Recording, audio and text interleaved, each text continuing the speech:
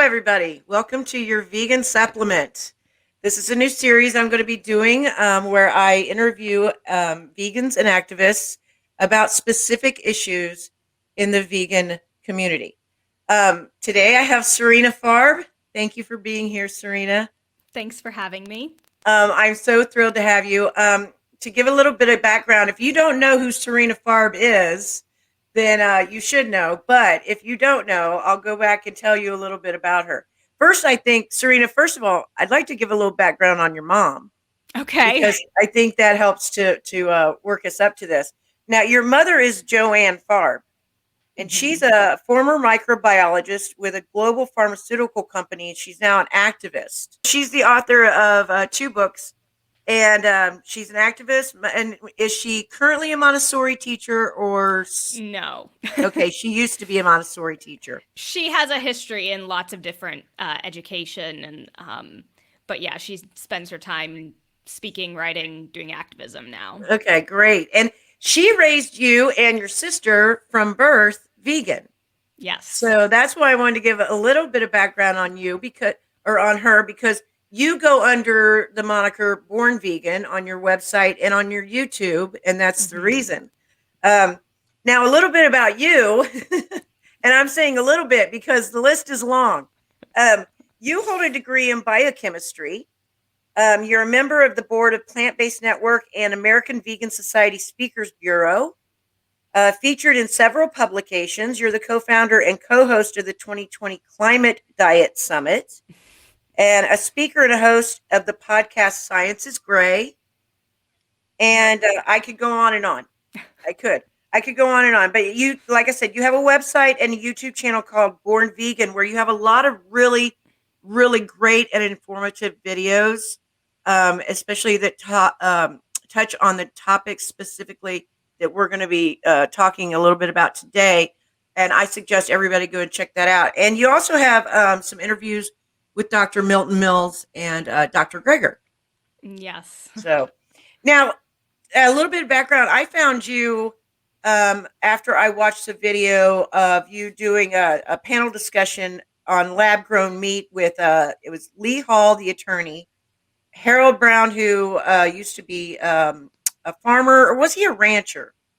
He's worked on several different types. I know he grew up on a cattle ranch, but he's a former farmer. And Dr. Milton Mills, you were all talking about lab-grown meat. And I saw this. You spoke at a Summerfest, and I saw this video on YouTube, and I was just blown away because you guys really touched on every aspect of why I've been trying to say that I think that vegans should not support lab-grown meat. All the reasons, and there's so many, and it goes into so many aspects of ethics. And well, why don't you give us a little background since you're the expert here? Why don't you give us a little background on exactly what goes into making lab-grown meat? Okay. And I will admit too, I am probably not up to date right now on the most current science, and I know it's a very rapidly evolving field. So full disclosure, when I did that panel, I had been heavily researching that topic for months, and I'm probably not as up to date right now. But that said, the basic idea behind the current form of lab-grown meat that I'm seeing being made is taking some form of stem cell muscle cells from animals. And the idea is that theoretically they'll take them one time and then be able to grow them in a lab indefinitely and never touch an animal again, and make all the lab-grown meat we'll ever need to stop slaughterhouses. Or take a feather. They talk like you could take a feather and not harm these animals. And the science is actually a lot more complicated than that. And one of the big issues is that cells are actually very hard to keep alive in culture. They're not quite like bacteria, which for people that are more familiar with the topic, oh, you take an agar plate, grow some bacteria, it's a pretty easy thing to do. Cells are a lot trickier. And this is something that I have personal experience in. They are often easily contaminated if you don't have the temperature and CO2 levels set perfectly. Sometimes if you don't use antibiotics in the growth medium or have the specific perfect growth medium for that type of cell, they won't grow super well. And so there's a lot of hurdles that have to be overcome to take cells from a feather, from an animal one time, and make them grow in a lab indefinitely. And the other reason for that is that most cells also they're not what we call immortal cells. They won't replicate indefinitely. They will replicate for a certain number of times and then they will reach the end of their life cycle and die off. And then they have to do it again. And then you have to do it again. Absolutely. So there's a class of cells called like immortal cells that for various different reasons overcome that normal mechanism. Stem cells are one type of cell that don't have that. When they're young stem cells. The other type of cell that has that are cancer cells. And that's something that a lot of people don't realize. So the basic idea right now is take some stem cells, grow them in a giant bioreactor, incubator in massive volume. And then once you have a very large number of these cells, then move them to a new type of culture and growth medium where they grow together into the muscle or tissue of like a steak or a burger or these different types of things. So as of right now, my understanding is the type of lab-grown meat that is on the market in Singapore, for example, and that they've sort of more successfully made are like minced meats or things that aren't like a full steak just grown, because that's still a little bit out of reach. And I think they haven't figured out how to get the science and technology to do what they want. So that's basic overview. Yeah. And what I find that really, really upsets me is the dairy industry is such a heinous industry, but even more so is fetal bovine serum. Mm-hmm. And if vegans if there's any vegans out there that don't know about fetal bovine serum, I actually found a video on YouTube where I saw it done years ago. I can no longer find the video. I don't know if it's been removed since or what, but it's gruesome. And basically, they cut the fetus out of the mother at slaughter, still beating heart. And this is usually around 8 months pregnant. Mm-hmm. This is an industry of its own. Yep. For calf skin leather, fetal bovine serum, huge industry. And then they plunge a needle probably about that long into this calf's beating heart to remove this fetal bovine serum. And it's very gruesome. Mm-hmm. And just for that fact alone, I'm very bothered by this. And something that I think this kind of melds in with is vaccines. Maybe we'll touch on. But I have a big problem with it. And I don't know. It's just like, just even the part about them taking a piece of an animal, you've got to have animals ready for that. Just like we have to have chicken eggs. I think the U.S. government pays for 1 million chicken eggs a year just for vaccines alone at all times to be available. So whether or not we're using those animals, they're going to have to be bred and ready for whenever they need them to be ready. It's like people haven't watched the movie Okja or they didn't get it. It's like, it's not going to happen just once. It's perpetuating the idea that we need to continue to use animals. The cost of this. It doesn't. Something the panel touched on, and I agree with, is the cost. Why aren't we just taking these millions and millions or billions of dollars and just making a better meat or plant-based substitutes like we're already developing? I think we've developed some great substitutes now. Beyond Burger, I know you've never had a burger, but I think it tastes exactly like a burger off the grill. Mm-hmm. I don't see any reason for us to have any other or need a meat based or a lab grown meat to replace that. I think it all it Yep. is doing is coddling meat eaters again. It brings me into the subject that I wanted to talk about too, and that is something you talked to Catherine Klein about, and I really like the video. I really like your approach. I've kind of binge watched a bunch of your videos. They're really good. Thank you. They're very informative, and I agree with a lot of them. So maybe I'm biased, but I really like your approach to most subjects. And you did a great video on with Catherine Klein about whether we need to concentrate on going after corporations or whether we should, you know, concentrate on changing people one by one. And I agree that we need both. And I've always said that. There are some people out there, I believe that we need to stop subsidies. Mm-hmm.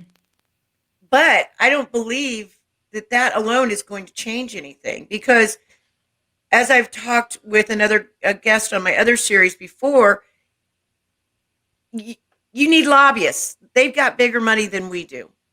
They've got more politicians in their pockets. Mm-hmm. And you're not going to, unless you change the constituencies' ideas, you're not going to change the politicians and what they vote for because they're going to vote for whatever is going to keep them in office.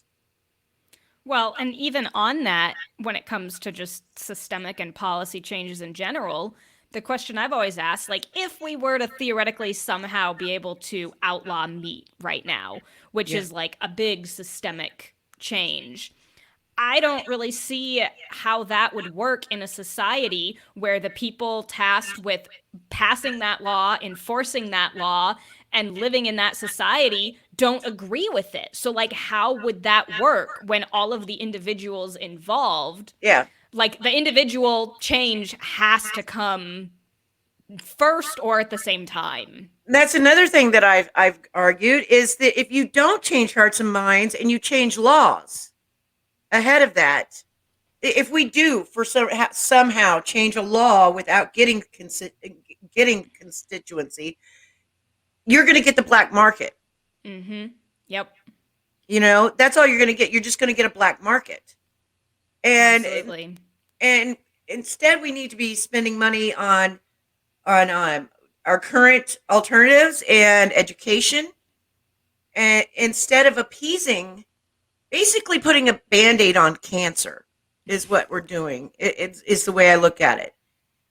And well, that kind of brings me into, I want to touch on this topic, brings me into your video about vaccines. I also like that video because I think that's another thing.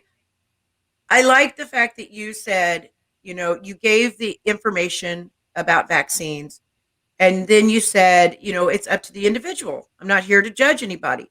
I like that because I agree with it. I don't think that vegans should be fighting with other vegans about whether or not they're getting a vaccine. Mm-hmm. I think that it should be up to the individual the individual, it may not be because conspiracy theories though. It might be because of ethics. I got a vaccine recently and I'm quite resentful because Okay. I felt pressured into it by my Mhm. employer. I found out that my employer can insist that I get it or fire me because I was on the fence. I didn't know yet whether I wanted to get it or not. And I didn't talk about the subject. It kind of got my blood boiling because I get really tired of seeing vegans arguing with other vegans about it. I think by getting the vaccine, what we're doing is putting a band-aid on the cancer. Because what are we doing? What are we telling meat eaters? We're telling them it's okay. Every time you fuck up, we're going to take a shot in the arm. Keep eating meat. We'll just keep getting a shot in the arm. Every time you want to make another disease, I'll just go ahead and take another chemical cocktail for you. Mm-hmm. I'll tell you, I actually wrote an article at the beginning of the pandemic last year around Earth Day. And one of the points that I made, because it was just so obvious to me, and I didn't see anyone else saying it, is that growing up vegan and for a lot of the time, there's a segment of this movement that thinks we need to go out of our way to be, nice vegans who don't judge other people, who don't shame other people. And so I've had other people, other vegans, many times throughout my life trying to tone down my activism or say, we need to meet people where they're at. Shaming people, it's not effective, it never works. Suddenly the pandemic hits and people are out of their way shaming people for masks and vaccines. And it's the biggest, like, I've never seen so much direct, intentional pressure, shame, name calling, coercion, much of it coming from the same people who have always said, oh, that's not effective. Don't do that. Don't shame people for eating meat. Don't. And so Yeah. I just I've seen find people that outright contrast. I've seen people outright dropping friends because over it, over just the subject. Yep. I It's mean, very if somebody contentious. says it's none of your business, they take that as you're guilty. It's just like, since when? It's just like politics. It's like it used to be that I didn't have to tell everybody who I voted for, and I didn't have to tell you what I put into my body. Now Mm-hmm. it's like you either fully disclose everything or you're canceled. You know, it's automatically assumed that you're on the other side. And that's a problem. Here's vegans fighting vegans over this, when the fact is that any vegan that's taking the vaccine or is pro-vaccine is basically coddling meat eaters, is the way I look at it. So I'm a little resentful about getting the shot in the arm, but Mm-hmm. I did it. But I'm not going to shame it. I don't. If somebody wants to get the vaccine, fine. And if somebody doesn't want to get the vaccine, fine. I don't want it to be any of my business, to be honest with you. Uh-huh. But I don't want it to be anybody else's business either if I get it. And I don't think that we should force people into doing. Wearing a mask over your face is a lot different than putting something into your body. And there's part of me that thinks that the longer we're forced to wear masks, maybe it would, make these meat eaters start to realize what they've done. You know, Mm-hmm. it's like, look what you've done. The long, have it in on your face every day to remind you that anytime that you exploit animals, this is what you're conjuring up. You know what I mean? So anyway, that's my thoughts on that. But I think that it kind of, I think that mixes together. It kind of correlates, because that's the thing about changing minds, changing hearts and minds. We have to change hearts and minds, because if we just keep appeasing and playing to animal exploiters, or people who continue to use animals, then where does it stop? We never get anywhere. That's baby steps. And you made another great video about pragmatism and about how you would rather have one fully vegan person than 10 reducetarians. And I agree with that as well. Because where are we getting? It's just prolonging it by having 10 reducetarians. Because these Mm-hmm. people will never see that they ever have to stop. So you got to ask for the end goal, because they're still going to fall short of it, but they're going to come a lot closer than the middle, Mm-hmm. And the less we ask of people, the less we get, you know. Yep. And I look at a lot of so-called vegan groups on Facebook, for example, and all they are is about diet. And every time you talk about ethics, people go nuts. They argue about whether vegans are allowed to go to zoos, whether they're allowed to ride horses, stuff like Mm-hmm. that. And it's like, obviously, these people who are calling themselves vegan don't know what veganism really is. So, no, I would rather have one vegan that knew they don't go to zoos and they don't ride horses, than have 1,000 vegans that are doing these things but not eating animal flesh or secretions. You know what I Uh-huh. mean? I mean, I'll tell you that became really obvious for me when I was in college doing activism, and I got a lot of pushback for what I was doing, which was like really not extraordinary or radical in any way. Um, but what really stood out to me, I remember, is there was another student who we kind of had this argument going on in one of the school magazines or newspapers. I wrote an article defending and explaining like why I was doing vegan activism and why I was calling it a social justice movement. And I got a couple response articles. And one of them was titled Another Veganism. And it was written by someone who identified as being vegan. And yet they made every non-vegan argument I've ever heard. They were like, we're naturally, omnivores and hunters as evidenced by our long fingernails and long legs and sharp teeth. And I'm like,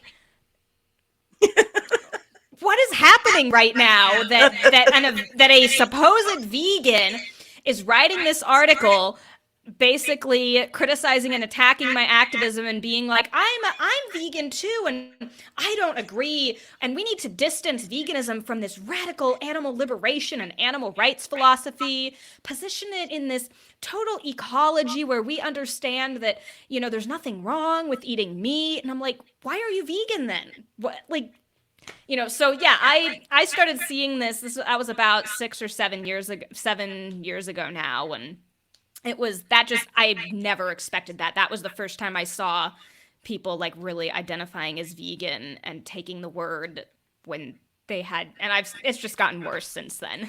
And that's why we do need to talk to people and let them know. That's why we got to change hearts and minds about using animals, because diet doesn't address all the other ways we use animals, and these people only concentrate on diet. Absolutely. Yeah. Fetal bovine serum, going back to that. That's one way. You can eat all the, all the veggie burgers you want. It does not address the fact that we are still basically supporting the dairy industry by impregnating a female cow and taking her baby out at 8 months, cutting the baby out and plunging a needle into his heart for fetal bovine serum for the vaccines or for your lab grown meat. And I just see lab grown meat as being an extension of humane meat or, grass fed, organic, pasture raised. It's just another label to make them feel better about what they're doing. I think it's also, there's a lot behind this, but one of the things that I think is going on is, and this is why I think there's a lot more people who are using the word vegan when they don't know what it means, and also what's behind lab-grown meat. It's money and it's corporations. And I think the food corporations, the food industry, the biotech industry that's behind a lot of the lab-grown meat, I don't think that the vast majority, like, yes, there's some animal advocates who are saying that they're working on this for ethics and have kind of joined forces. But a lot of the growth in this and research and emphasis in this area is coming from people that, and an industry, both the food industry and the biotech industry, that are seeing more people care about animals, care about the environment, and they want to jump on board and capitalize on that without fundamentally transforming our society or really shifting how we do things. And I think that's, like, Tyson is not making plant-based meat because they really give a crap. At all, right? Yeah. And they're a terrible company. They are solely doing that. And I think there's a lot of internal research and industry stuff showing too that it's not even probably going to outcompete or even trade off with a lot of the regular meat they're still selling. True, same with lab-grown meat, that they just want to have a hand in every possibility so that they'll make sure to profit off of things no matter which way the world goes, no matter which trend ends up most popular. And they'll still have something for everyone. You want the real, humane, farm-raised animal, you want the lab-grown, you want the plant-based, we have it all. Yeah. And that's what I think is driving a lot of this. And I think as veganism grows, and then we see more and more companies and corporations capitalizing on it, who don't really know and don't really understand veganism, that's kind of what's spreading this word around and people using it as, and I think part of that, it's going to happen as the movement grows. Yeah. But also there's stuff that's making it more confusing than it needs to be. But that's another thing I want to ask you. You've talked about like statistics and tipping points and stuff like that, like percentages of the population, and that it takes 10 to 15% of the population. Mm-hmm. And the problem is the percentages that I see coming out, I don't believe. And that Mm-hmm. is the reason why. I believe that people are saying that they're vegan and they're not.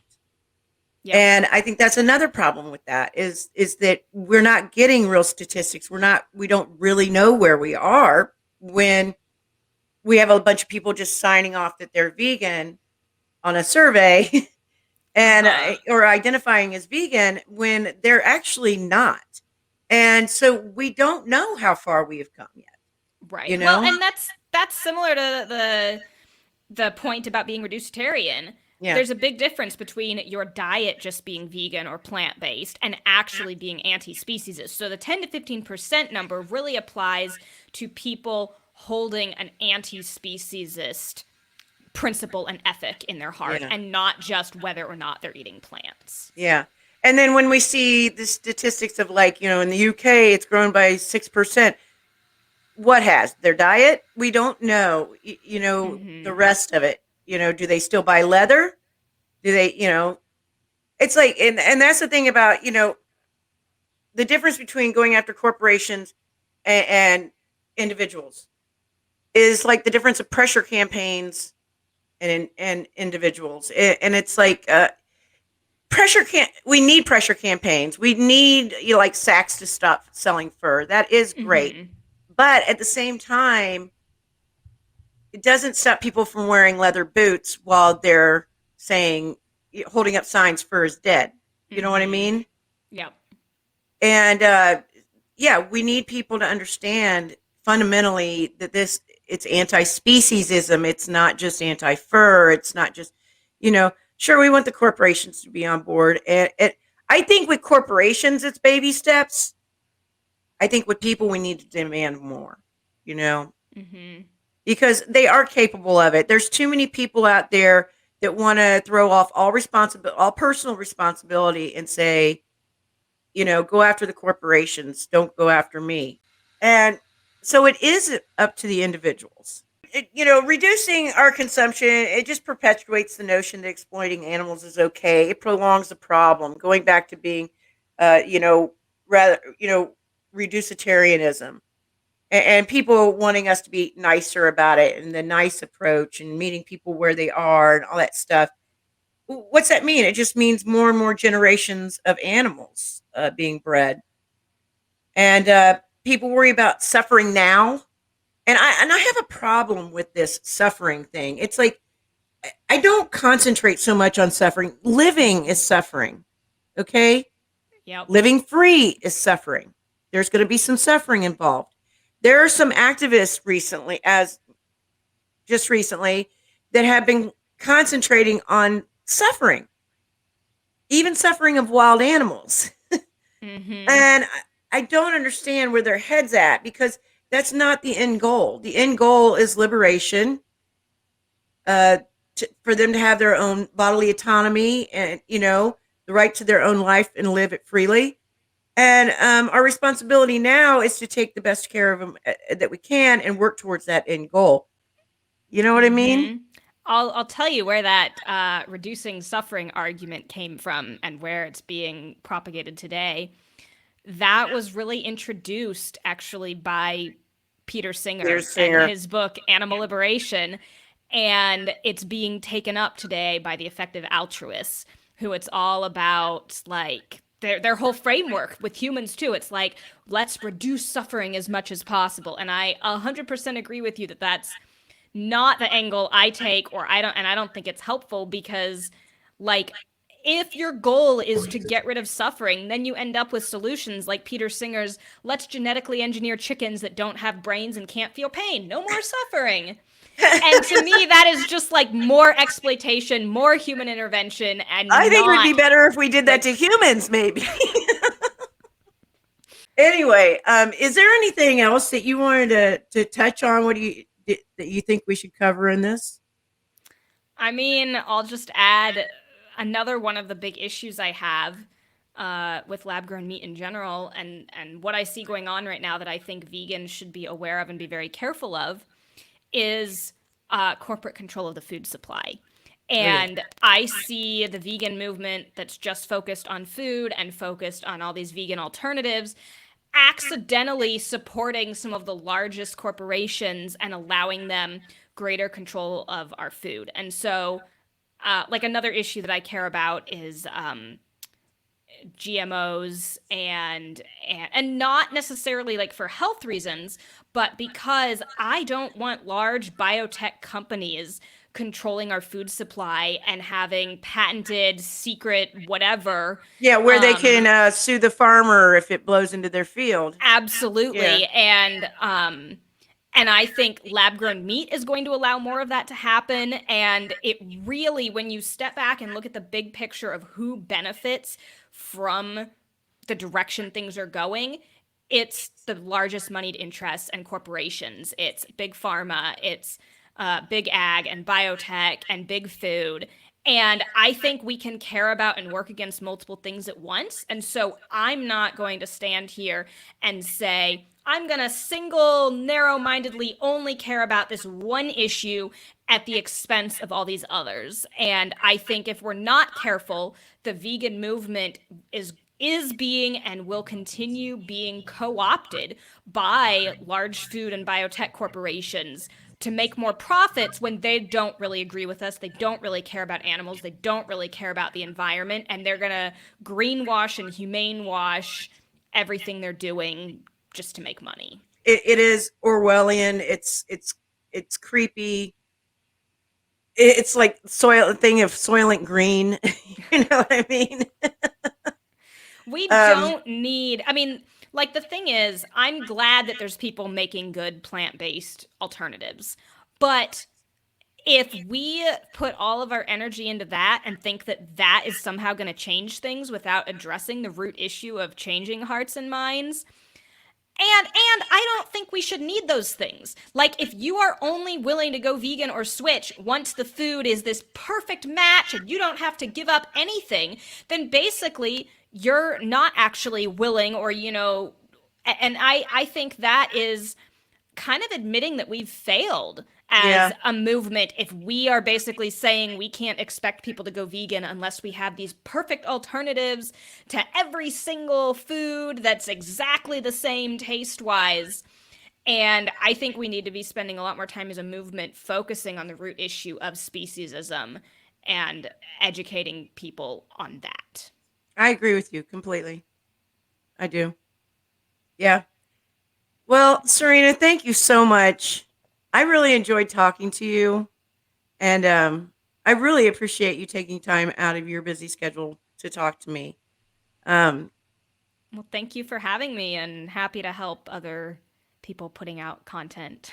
yeah, everybody needs to check out your channel. Again, it's called Born Vegan. I don't know why you don't have a much bigger subscriber base, but your videos are really great. They're very informative. And anybody watching this, if you have not seen it, go there and watch her videos now. Binge watch like I did. So, but yeah, your panel discussion. I will put all those links below this video. And thank you so much for coming on and talking to me and giving us a little bit of your expertise on the subject.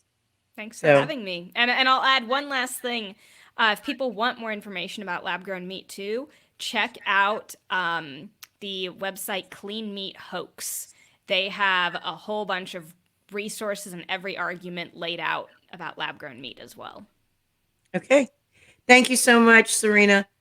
So I hope you have a great evening, and I'll let you go. All right. Thanks. All right. Bye-bye.